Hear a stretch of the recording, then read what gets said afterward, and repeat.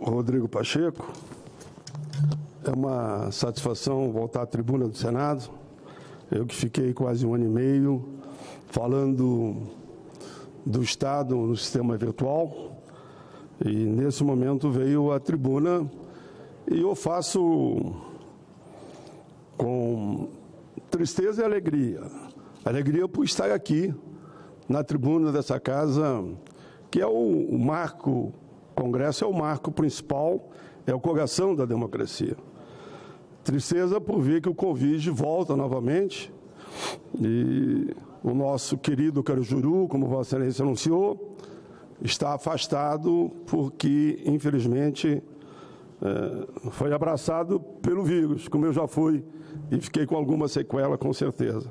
Mas, presidente, um tema delicadíssimo é a chamada PEC da Bolsa Família, PEC de emergência, enfim. Eu estou chamando de PEC da Bolsa Família. Sei que todos estão com o máximo cuidado de falar desse tema. E claro que eu também estou, né? Sei que é um movimento dos senadores, de deputados, de encontrar um caminho. Eu acho que esse movimento é um movimento muito positivo, porque ambos os candidatos que foram para o segundo turno, tanto o presidente Jair Bolsonaro como o presidente Luiz Inácio Lula da Silva defenderam com coração, com alma, com a sua forma de falar, que nós teríamos, o nosso povo querido ia ter os R$600, não somente no período eleitoral, mas no longo dos próximos anos. Esse foi o compromisso que nós assumimos, nós todos assumimos, independente quem apoiava essa ou aquela candidatura. Por que eu sou tão simpático a essa ideia? Não é só porque o nosso povo também quer e precisa, né? Porque ninguém vive no meio da fome, da miséria, com desespero, como nós todos vimos, e virou até clichê falar em fila do osso. Mas também, presidente, eu vou dar o meu exemplo. Presidente, houve uma época nessa casa, que eu estou aqui desde a Constituinte, então vai para 40 anos, que eu era chamado o homem de um exército só. Um artigo escrito pelo ex-senador Beniveras. Ele me mandou depois cópia para mim.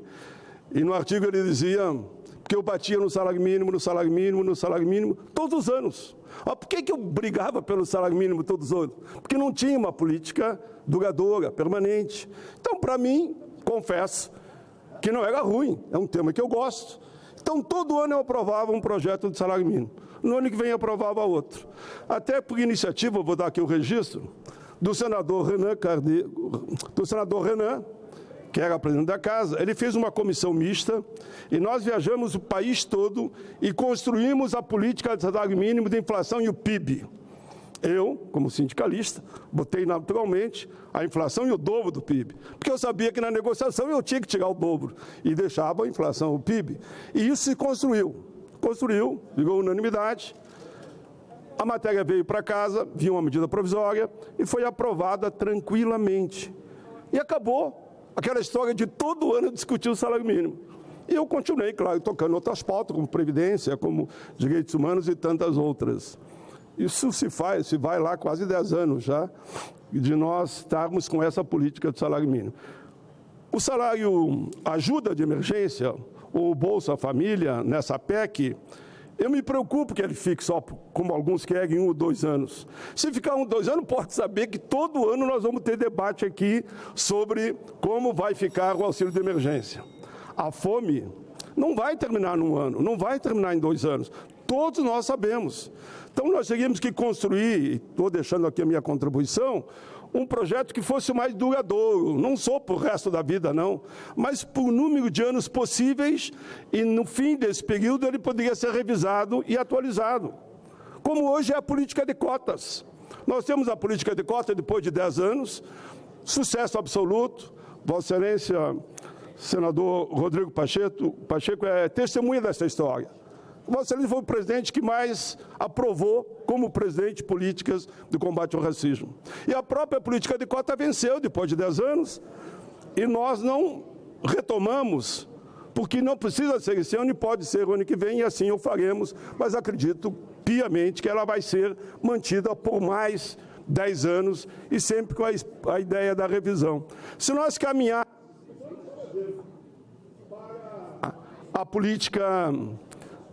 essa política tão importante do Bolsa Família, de R$600, mais 150 para quem ganha até 6 anos, e nós botássemos um período para revisão, chegássemos em um entendimento e teríamos uma revisão depois de tantos anos. Claro que aí é a casa que vai discutir e podemos construir um acordo. Essa é a linha do pensamento que eu desenvolvo, presidente, baseado nessa experiência que é da minha vida no dia a dia. E faço aqui alguns comentários. Temos, com certeza, pela frente, enormes desafios. Nós temos a obrigação de ajudar esse país e o nosso povo e a nossa gente. Nós temos que trabalhar para o bem-estar da população. A transição do governo, a transição, está estabelecida com o doutor Contarato, e falávamos há pouco tempo aqui no plenário que a transição está estabelecida. E o presidente Lula toma posse no dia 1º de janeiro. Vários programas sociais, essas são as nossas preocupações, terão que ser prioridade. Por isso é urgente a votação dessa PEC que está sendo articulada aqui por diversas forças, nessa ideia da frente ampla. A PEC não é do PT, não. A PEC, eu diria que é da casa, nessa frente ampla, e a casa vai construir junto essa alternativa. Eu estou muito animado que nós vamos construir. As pessoas são o foco, é isso que interessa. É nós todos trabalharmos para combater a fome, a miséria, enfim, as pessoas em primeiro lugar. O novo Bolsa Família de R$600 e um adicional de R$150 por criança até 6 anos de idade, senadora Simone Tebet, eu a cumprimentei e lhe cumprimento de novo agora, pelo brilhante trabalho que fez ao longo de toda a campanha presidencial para o nosso país. Ajudou muito e continua ajudando. Por isso que eu reafirmo que esses programas que nós queremos construir e que os 2 candidatos defenderam, é obrigação do Congresso aprovar. Senão vai dar a impressão que nós temos um discurso em época de campanha, depois que passou a campanha mudamos o discurso. É como se não tivesse mais fome, não tivesse mais miséria, não tivesse mais problemas, por exemplo, na farmácia popular, nas creches e tantas áreas, como mostra quem está acompanhando a peça orçamentária. Eu chego a dizer que esse programa é só acertar o período e, no fim daquele período, ter uma revisão, para que não tenhamos que discutir, repito, como eu fiz com o salário mínimo durante décadas e décadas, e não foi ruim para mim, não. Eu discuti o salário mínimo e todo ano eu aprovava, eu falava antes aqui. A questão não é uma situação de oposição ou não, desse ou daquele governo. É uma proposta que a democracia selou. A democracia votou nessa proposta. Votou na proposta que nós todos aqui queremos, via essa PEC, fazer que se torne realidade e não somente um discurso na época eleitoral. Não é porque acabou a eleição que nós não vamos mais falar. Pelo contrário, temos que reafirmar que esse compromisso foi para valer, foi de verdade, de homens que não negam a palavra e mulheres que não negam a palavra empenhada. Há milhões de famílias em situação de desespero que estão na expectativa olhando pelo Congresso. Esse programa de transferência de renda é fundamental. Temos que combater a fome, a miséria e a pobreza. A situação é gravíssima. Há 33 milhões de pessoas famintas. O Congresso tem enorme responsabilidade na aprovação da PEC da Bolsa Família. É um grande passo para reverter o caos social que atinge a nossa gente. A aprovação dessa PEC vai possibilitar a volta, inclusive, da política nacional de valorização do salário mínimo, que é o PIB e ainda a inflação. Ora, com a volta da política de salário mínimo, de inflação mais PIB, nós vamos estar atendendo a cerca de, eu chegaria ao número de 80 milhões de pessoas desse país.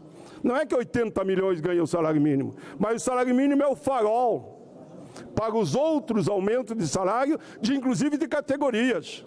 Quando você bota a inflação mais PIB, as categorias, ao negociar o aumento lá com o seu empregador, eles vão dizer, O salário mínimo teve a inflação, mas o PIB. Quanto vai ser o nosso reajuste? É o farol, é um sinal que podemos avançar. Eu estou no fim já, presidente. A PEC da Bolsa Família terá vida longa, tenho certeza, como tem vida longa a política do salário mínimo. Temos que avançar. Não esqueçamos que nós nos comprometemos, e aqui eu já começo a lembrar, a isenção do imposto de renda para quem ganha até 5 mil. Hoje a faixa de isenção é para quem ganha R$ 1.993,98. Tudo isso o povo votou favorável, deu a sua opinião. A última correção da tabela ocorreu em 2015 e hoje a mesma há 7 anos. Creio que também podemos pautar uma discussão profunda da reforma tributária, senhor presidente. Eu me lembro que a reforma tributária nós falamos aqui há 40 anos. Ela não acontece. Ela não acontece como poderia acontecer. Eu estou só fechando aqui as últimas considerações, presidente. É bom lembrar que o Brasil tem cerca de 125 milhões de pessoas vivendo na insegurança alimentar. Segundo a ONU, ou seja, 6 em cada 10 brasileiros passam fome. As últimas frases, senhor presidente, que eu botei frases para fazer comentário em cima, mas vou deixar do lado os comentários e vou ficar só com as frases. Nós falamos tanto em número, mas por trás dos números estão pessoas. Presidente, termino dizendo, as eleições terminaram. É um erro seguir com uma discussão inútil. É um erro seguir com discussões inúteis. O país precisa seguir o seu caminho, buscar o rumo do crescimento e do desenvolvimento com inclusão social, fortalecendo a democracia. Aqui eu termino. É a última mesa, é 2 linhas, presidente. A PEC do Bolsa Família combaterá a fome, o Congresso Nacional fará a sua parte. A aprovação dessa proposta, tenho certeza, se depender de Vossa Excelência, senhor presidente, e da maioria ampla dessa casa, será aprovado. Obrigado pela tolerância e pela oportunidade que me deu de falar aqui agora. Obrigado, presidente. Obrigado, senador.